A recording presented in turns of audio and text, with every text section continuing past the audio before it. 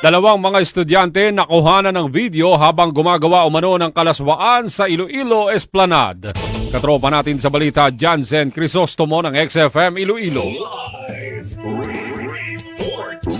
Umani ng samot-saring mga reaksyon mula sa mga netizens ang kumakalat na video ng dalawang mga estudyante na gumagawa umano ng kalaswaan sa Iloilo Esplanade sa Lapus District sa lungsod ng Iloilo. Makikita sa video na nakasuot pa ng uniforme ang babaeng estudyante. Tinutukoy pa sa ngayon ang pagkakakilanlan ng dalawa at kung nasa legal na edad na ba ang mga ito. Napag-alaman na base sa nakitang uniforme, estudyante ng isang public high school sa Iloilo City ang naturang babae. Samantala, nananawagan naman ang ilang mga netizens na wag nang ipakalat ang naturang video, lalong-lalo na kung sakaling mga menor de edad ang mga ito. Nananawagan din ang publiko sa Iloilo City Government na mas paigtingin pa ang pagbantay ng mga otoridad sa naturang pampublikong lugar upang hindi na maulit pa ang parehong insidente. Mula dito sa XFM 100.7 Iloilo para sa nagkakaisang Pilipino sa Pilipinas. Ito si Katropang Jansen Crisostomo, XFM News.